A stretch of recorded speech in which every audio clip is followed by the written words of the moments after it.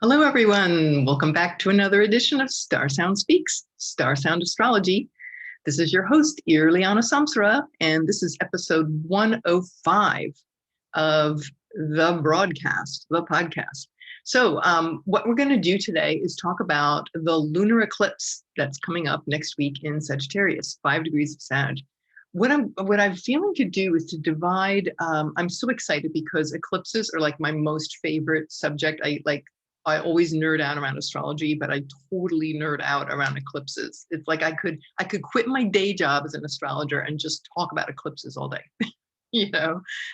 So I'm going to explain what an eclipse is and all. What I figured I would do is take this into a 3-part series. So this is part 1, a general introduction to eclipses, and kind of, if you're already familiar, we're just going to refamiliarize yourself. And if you're new to the channel and you're just kind of new to astrology, just finding this, we'll walk you through that. And so a brief overview of how they work and what they are and why they're important. And then a little bit about, walking through the houses. I'll take you through each of the 12 zodiac signs, so you could listen for your sun sign and your rising sign, where this eclipse will happen, what area of your life it's going to impact, and just some general stuff like that. And so something else that came to mind, just do's and don'ts. That's always good general information. And then the next one I'll do is go a little deeper in there, and like whatever I didn't cover today, we're just gonna bring that in. And then the part 3 will be the solar eclipse. We'll go deep into that one. So these next 3 weeks will be eclipse, because we are in eclipse season. So why all the fuss, right? Well, in astrology, an eclipse is the most important event in astrology. So that's why we make such a big deal of it. Eclipses happen twice a year. They are typically twice a year, and they are like bookends. So they always occur in pairs. So there's a lunar eclipse and a solar eclipse. The lunar and the solar follow each other by 2 weeks. So an eclipse is, if it's a solar eclipse, it's a new moon. It's always a new moon, and it's like a new moon on steroids. The lunar eclipse is always on a full moon. So the one on Tuesday, May 26th, is going to be a full moon lunar eclipse in Sagittarius. And so they're, like I said, they come in pairs. And what eclipses do is that they indicate areas of transformation. So long story short, major endings, major beginnings. So that's what you really want to take away today: major endings, major beginnings. And the sign that the eclipse is in will give us clues, and the planet that rules that sign, right? And whether it's a north node eclipse or a south node eclipse, this is going to be a south node lunar eclipse. So what does that mean, south node? The nodes of the moon are, in astrology, they represent our evolutionary path, right? It's the crossing point where the sun and, the path of the earth and the orbital path, right, of the moon and the earth. And when we have a south node lunar eclipse, that is, it is about things that are releasing and falling away. So there's this energy of decay, age and decay and a falling away, things that are being released and moving away from us. Whereas the north node, a north node eclipse would be about, the north node represents our path forward, our journey forward, what we need to do, what we need to move into and grow into in order to evolve. So the south node, this one coming up on Tuesday, is about what we need to let go of.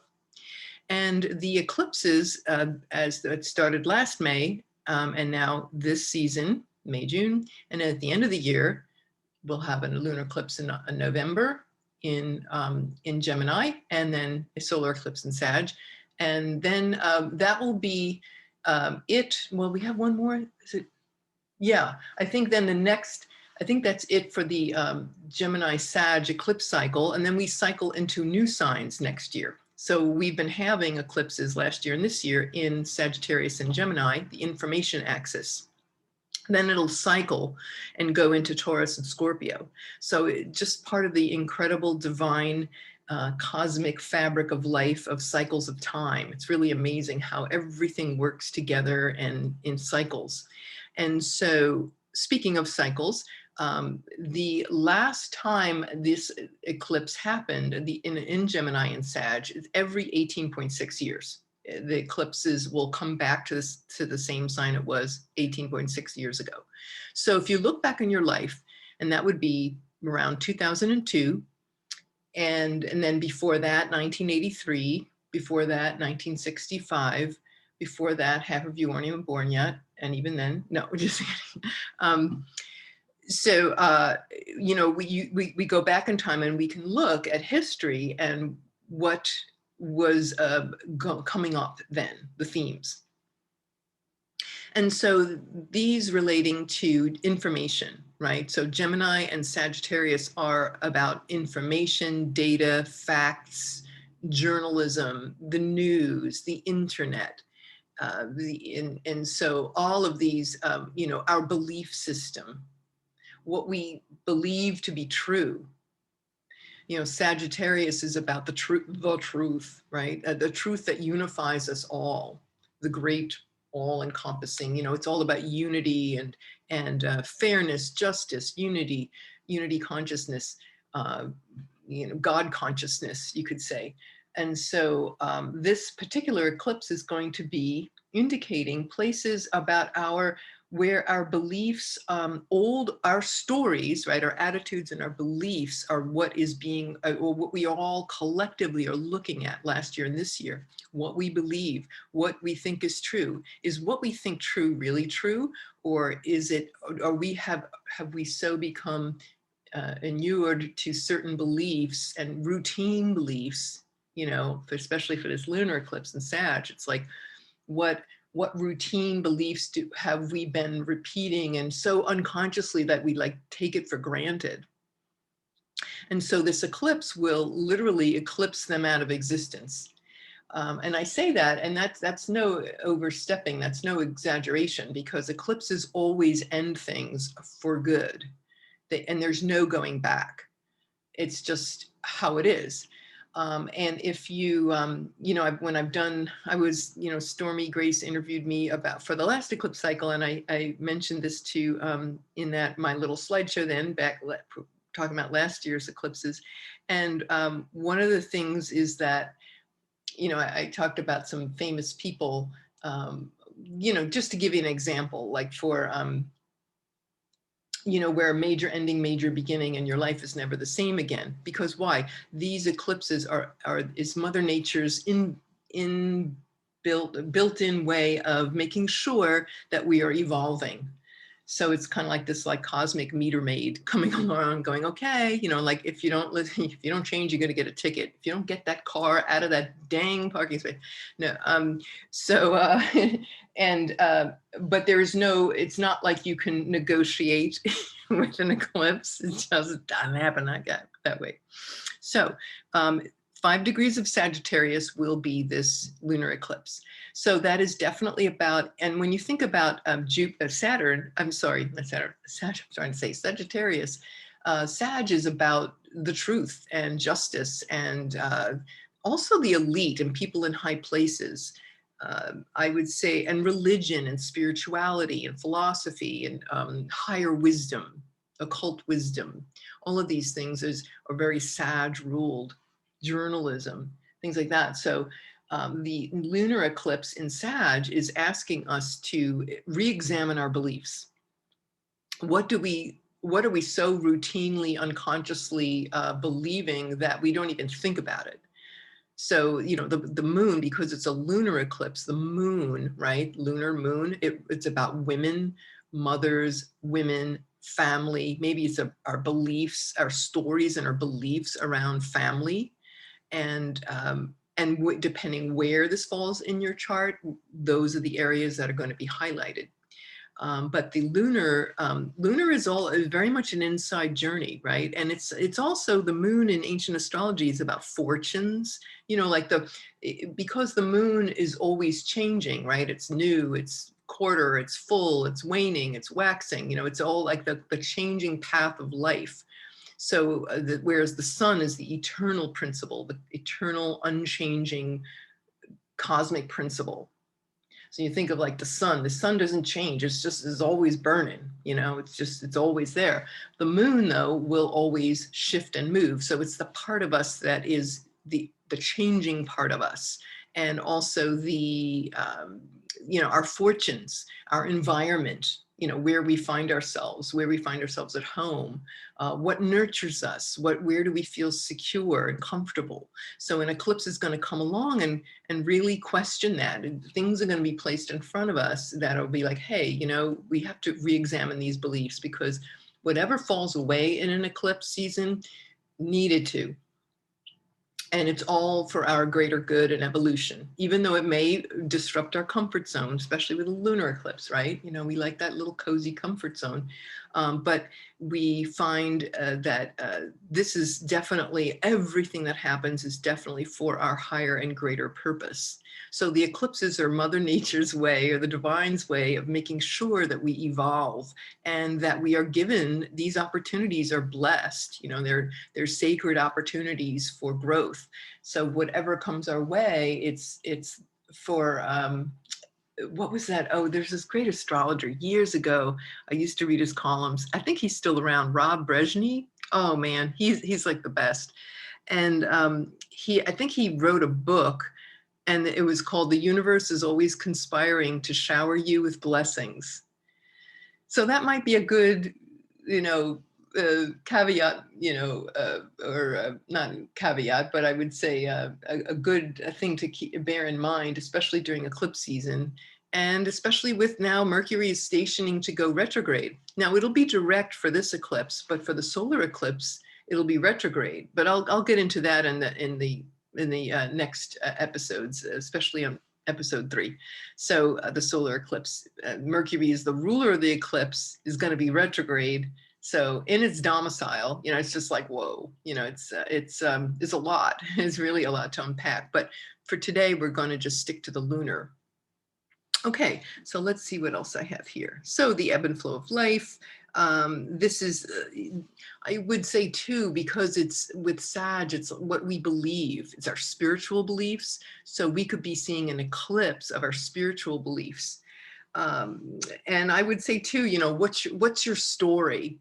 What is your story about? What is it that you believe unconsciously, that you don't even think about? And then there are things that you do think about. So it's time for a change. When what's your story? God, I remember growing up on Long Island, there used to be this local TV commercial, and I don't know what it was selling, but it was some really obnoxious guy. He was like, hey, you know, he's on the streets of New York. He's like, hey, Jerry, what's your story? What's your story, Jerry? You know, and so that's kind of like the lunar eclipse. Hey, what's your story?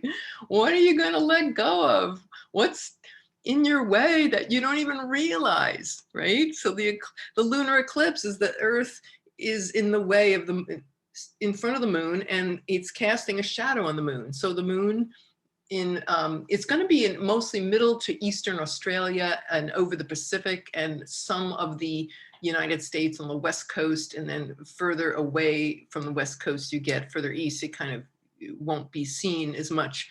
But it is a total lunar eclipse, and it is going to create quite an impact no matter where you live. But some, you know, it's not always visible depending on where you live, where you're listening to this. But yeah, what's your story? This is what the eclipses are asking us here. So yeah, and you're never the same again. So let me just give you an example of I don't have a lunar example, but I'll just give you a general eclipse example of how they can impact our lives.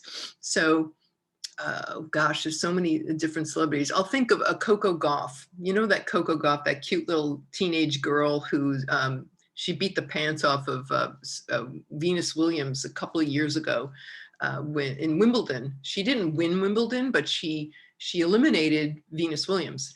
And I remember, you know, she just all of a sudden became on the world stage. Well, of course, when that happened, I had to go look her her name and Wikipedia and her birthday and all that. So didn't have birth time, but I saw that she had a solar eclipse on her Saturn. Hello. Saturn is about being, you know, it's that a position of authority and hard work and focus and discipline, and certainly the lords of Dharma and karma and all that good stuff. And anyway, she had this eclipse, and that's very much about being in the public eye. So yes, indeed, what happened to her? Her life, she worked very, very hard. She gave up a normal teenage life in order to take lessons for years and years and years, didn't have the normal childhood, very, very elite coaches and such, went to Europe, you know, had to go to high school online to get her training. You know, she was like this Olympic level training. And then, of course, what happened? The hard work finally paid off. And boom, overnight, she went from this kid in obscurity, working behind the scenes and taking her exams, to this international star, right? And so she can never go back to being that incognito teenager again. She's Coco Gauff, you know, even Chanel with Coco perfume, you know, they took a picture of her with her cute little tennis whites, and there she was, you know, shaking hands after the match with Venus Williams, and they put, you know, that we salute Coco, and they with the Coco label of Chanel. So it was really, really cool. So, you know, from complete obscurity to total international star. That's an example of what an eclipse can do. So I would say too, what you want to do with eclipses is when you can get ahead of it, it's always good, but you'll feel it about a month before and a month after. Now, sometimes you could even feel it 6 months ahead. Easily, you know, of the affairs and the themes of these eclipses coming to fore. But when it actually happens is, of course, it's a very, very sacred time. So let's see, what else do I want to share with you? Yeah, this is definitely about disrupting routines and fortunes. Hidden information can be exposed, or feelings, and perhaps about your living situation, because it is a lunar eclipse, or situations with your family, or family, your sense of security and comfort around your family, your dwelling, your environment, where you find yourself at home, literally, physically home, and also just where you interiorly in your heart, where do you find yourself at home? So your story about that, you know, these stories are going to be presented to us. When the eclipses happen, the lights are turned off. So the sun and the moon, the luminaries, we call them, the lights, you know, they're temporarily eclipsed, right? So in a lunar eclipse, the earth passes in front of the sun. I mean, sorry, the earth passes in front of the moon, and there it's put in shadow. So when a light is turned off, it's like, oh, wait a minute, you know, just like if you lose your electricity, you're like, ooh, wakes you up, right? And you can't really see what's going on. So temporarily, there's this blockage. So things are concealed, and then they're revealed. So in the weeks and months following, things will get revealed. Typically, I would say every month when the moon comes back, next month when the moon hits 5 degrees of Sag, you get a little whiff of that eclipse. So whatever the degree and sign that eclipse happens in, you get that little whiff. The lunar doesn't really last as long as the effects of a solar eclipse. A solar eclipse is very external. It's loud, right? It's the sun completely covers, right? But lunar is a subtler one, but it definitely has to do with, you know, change in our routines and our fortunes, even, you know, the hills and valleys of our lives. So yeah, so that's that. Let's see what else I've got here for you. So I would say, you know, places to look would be like the news media, you know, like where in the collective, where this will be occurring. I also, when I mentioned earlier about religion, it's interesting when I think back in 1983 and then back again to 1965, growing up Catholic, I remember that Vatican II, that's when the Second Vatican Council convened, and Vatican II in the Catholic Church was about modernizing the Catholic Church. So up until then, it was, it was very, very, they had the Mass in Latin, for example. I mean, Latin, hello, 2000 years. I think we need a little update. Yeah, and what was it? Uranus and Pluto conjunct in Virgo. They definitely were disrupting as well as the eclipses. But when the eclipses happened, we went from having the Latin Mass, and I remember the priest would stand with his back to the congregation and he would say prayers over the altar. So I remember as a little kid growing up, like you just see his back, and everything was like away from the public. And like literally overnight, what did we have? We had the hymns, the traditional organ playing, some old lady with these, old lady shoes on the organ.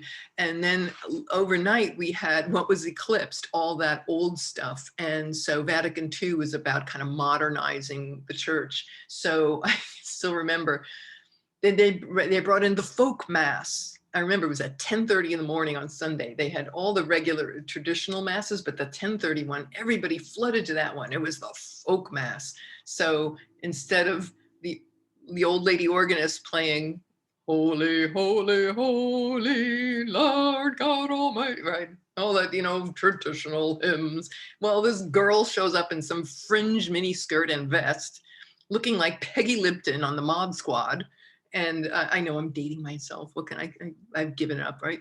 And she with guitars, a bunch of teenagers with mini skirts and guitars appear on the altar, and they're strumming away and they're singing. Who was the group that, come on people now, smile on your brother, everybody get together, try to love one another right now. It was fabulous. There's modernization, right? So that's an example of an eclipse, right? In religion, Sagittarius, right? The falling away of these old forms and the arrival of what is the Jupiter, Mercury in contrariety. So the youth movement, youth and new ideas and being fluid and taking things in a new direction. So I just have very clear memories of that. And so,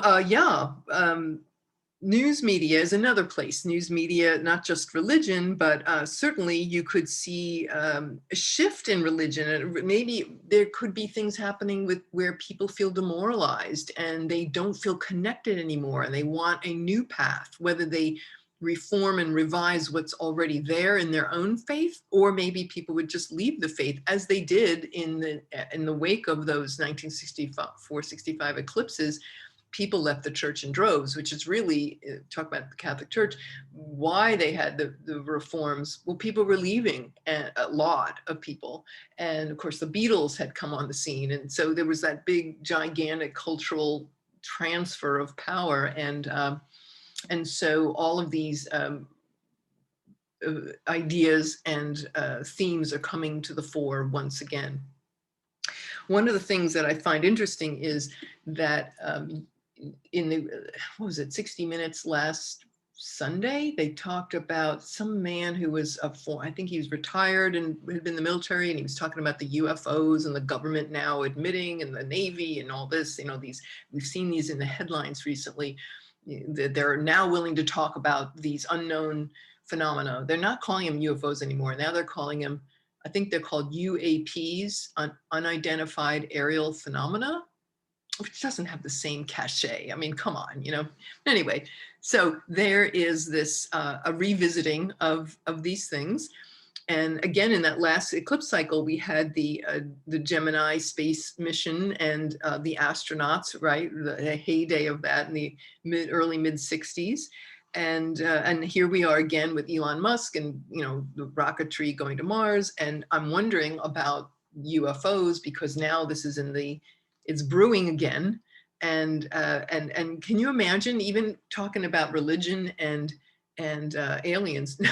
It's like, you talk about disrupting a belief system.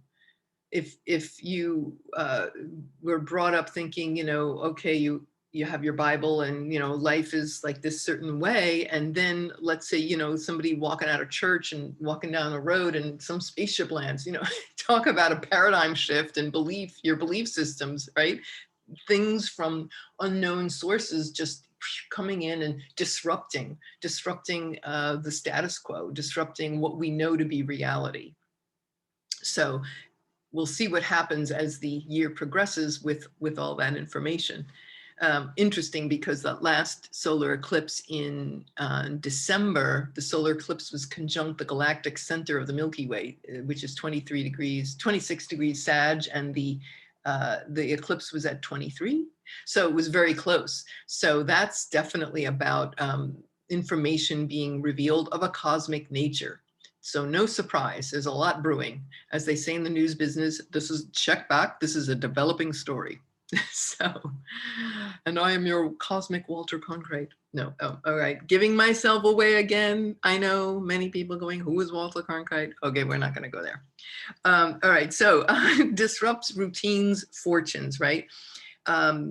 The news media, you are going to see the old ways, certainly old leaders. Well, Larry King passed on a few months ago. He was, what, 87?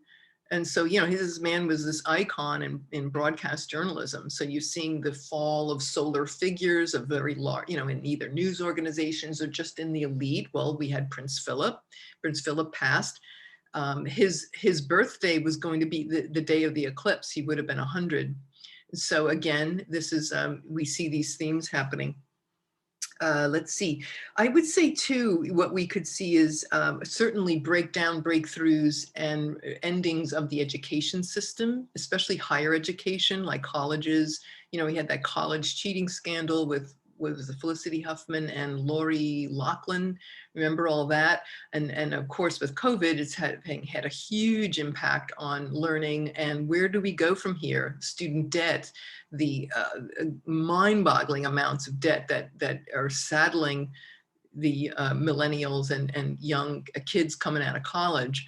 So again, this is a very big theme that you'll be seeing more of.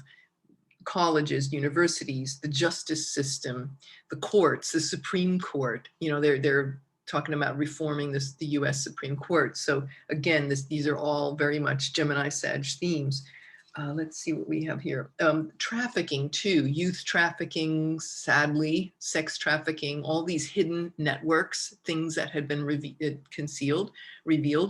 Immigration is a very Sag thing, right? International, cultural boundaries and such. And so the immigration crisis at the border with Mexico and other places around the world, where I just read yesterday that these people, a young man died doing this, but these immigrants that were leaving Morocco and going to Spain, and they risked their lives to swim in the ocean and on the boats and such, and immigrants from Libya that were trying to get to, I think, Italy and Greece.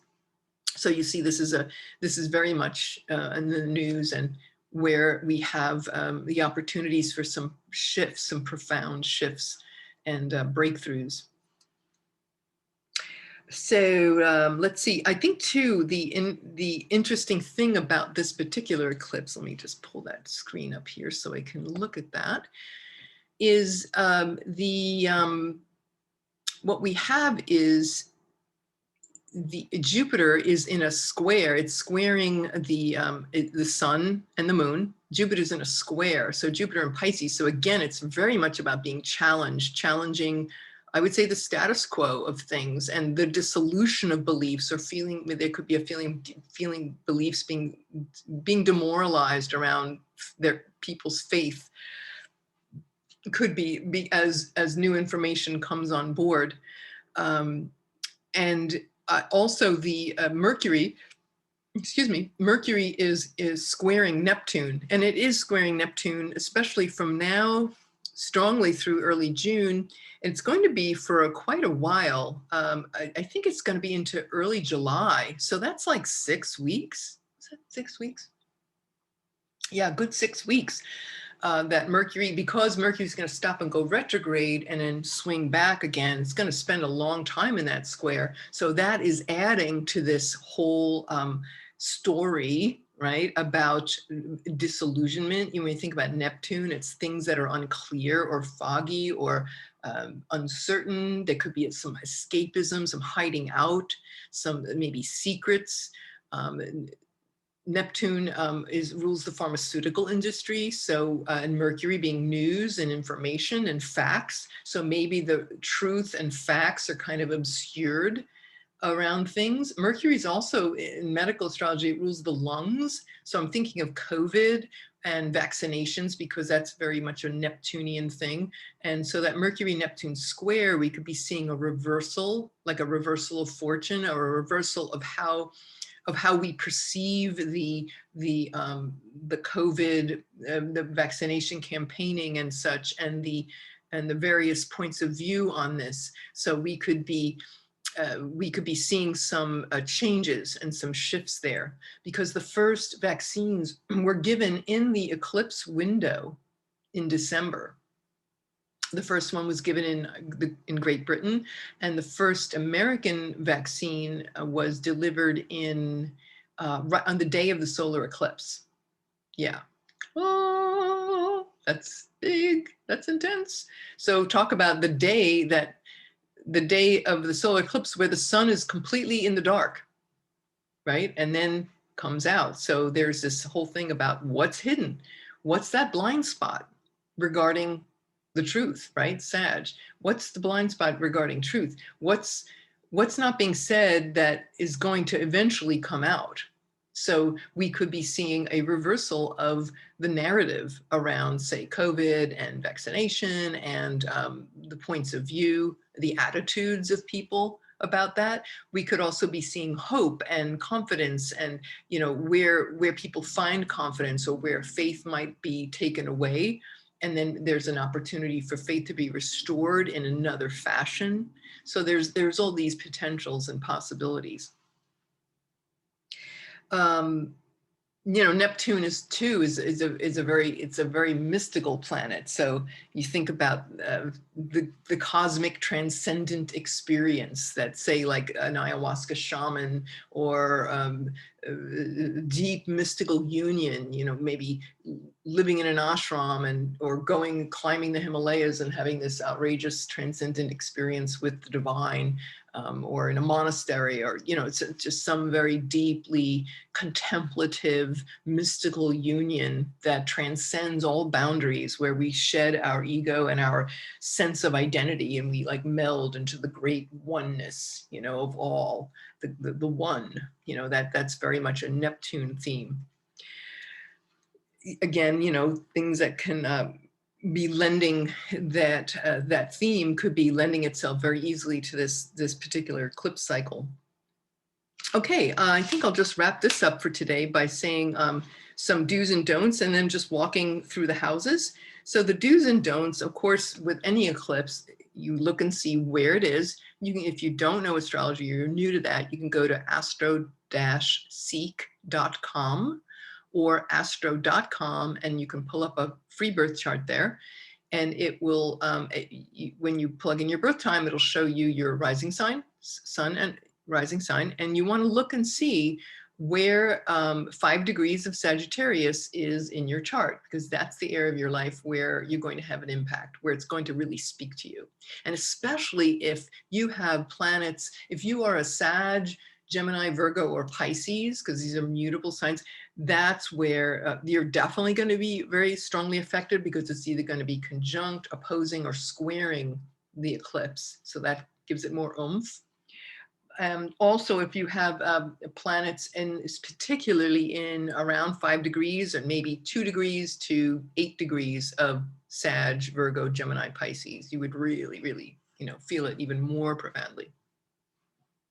The eclipse, until the next lunar eclipse, which would be in December, well, it'll be November, 6 months away.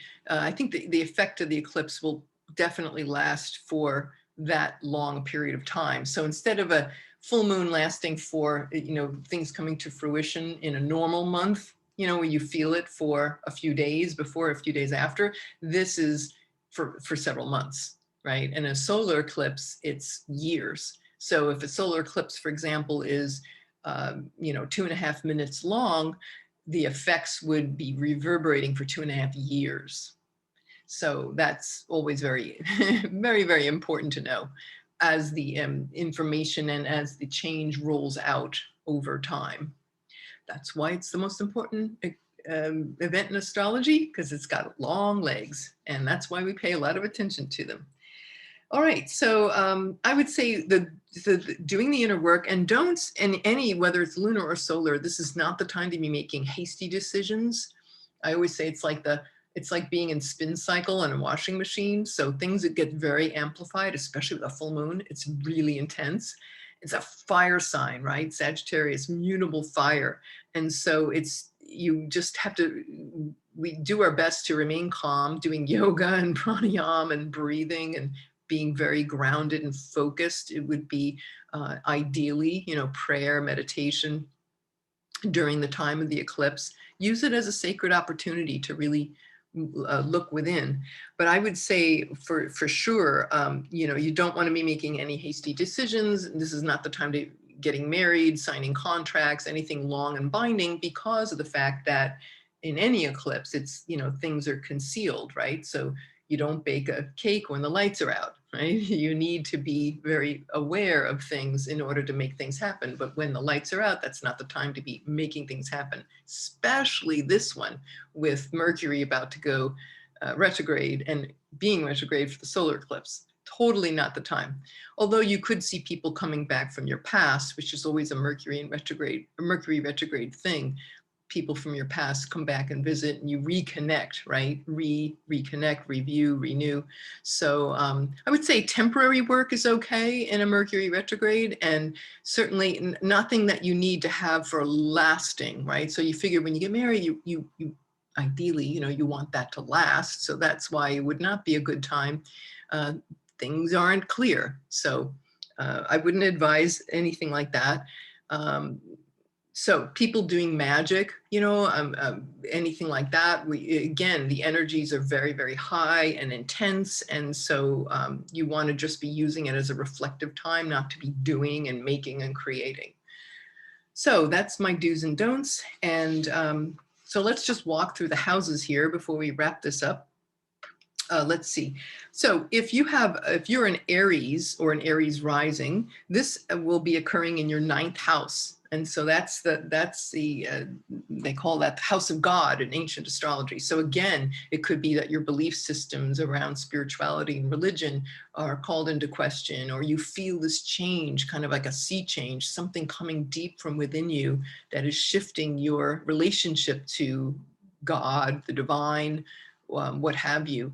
And it also rules ancient wisdom and philosophy and such. So you might find yourself, being eclipsed by reading, I don't know, Plato or Socrates or the Yoga Sutras or sacred scripture of any kind. So that's something that you to look forward to, or truth too. It also rules foreign travel, in modern astrology. So you could be interested in foreign cultures or taking a trip somewhere, things like that, or will be coming to the fore.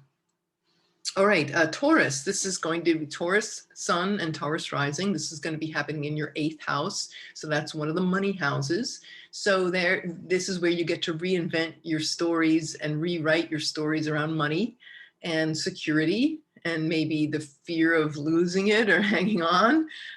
Certainly a rich opportunity to reprogram your beliefs around source, cosmic source. Money is energy in the 3rd dimension, right?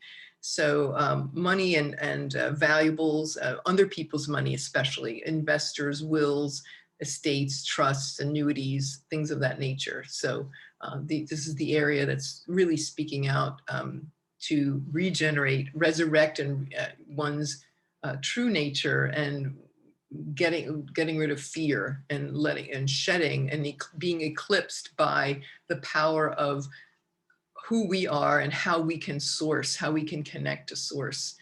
And so, yeah, so that's definitely a ripe opportunity. Gemini, this is going to be happening in your 7th house of Gemini rising, Gemini sun. This will be happening. If you read it for your rising sign, it'll actually show up in that actual house. So that's my preferred thing, but you definitely want to read it for both. So if you have Gemini sun or rising, this is in your 7th house of partnership. So that'll be about collaborations, whether it's a personal, like a long-term committed partner, wife, husband, spouse, or a business partner, or just collaborative efforts one-on-one. That's with the area of life where you will have a breakthrough and some ideas being eclipsed, right? And moving forward. So expediting, right? Moving forward one's evolution is the general for everybody. These eclipses are designed to evolve us on our path by taking away what isn't working, and like old stories around being in a committed relationship, being married, old stories about what what is what you can or feel, what you believe about marriage, or what you believe about partnerships and working with one-to-one. So these beliefs are being eclipsed. For Cancer and Cancer rising, this is going to occur in your 6th house, which is about work and service, one's daily routine, how we serve others, or how we're in service. Also, charitable, when you think about charitable places. 6th house is also like employees, like being an employee or having employees. If you are in that category, this is where it's ripe for transformation. Let's see. It's for Cancer, that's Cancer, 6th house. And then Leo, it'll be in your 5th house. So the lunar eclipse will be in the 5th house, which is the house of, it's joy, it's pleasure and fun and creativity, children, projects, creative projects, that they can be my little baby, my creative project, but children and family, things of that nature, sex, romance, hooking up.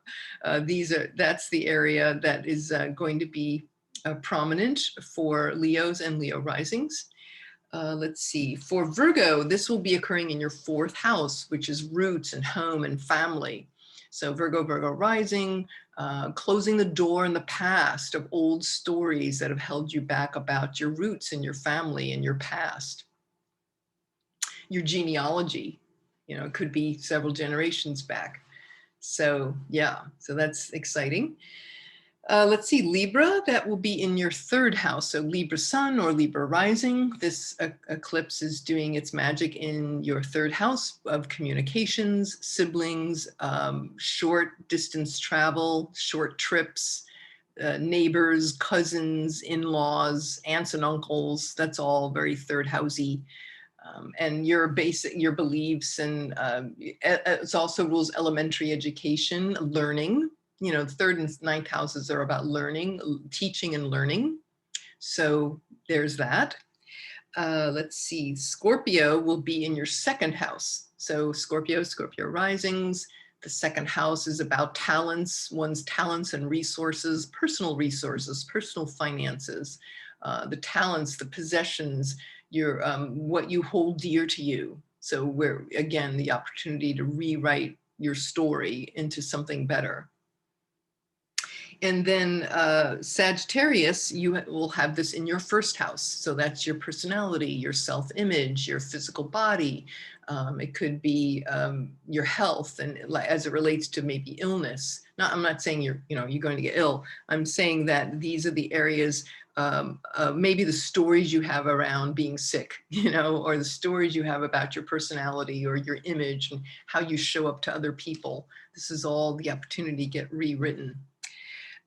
Capricorn, it's going to be in your 12th house, which is a very mystical, contemplative house. It's like the house of hermits and monks and nuns, and also people away from the regular world. It could be hospitals or places of refuge, and even prisons, places away. So if you have had any stories about feeling out of control or feeling like in prison, or maybe where a contemplative life might call to you, maybe reprogramming yourself about being alone.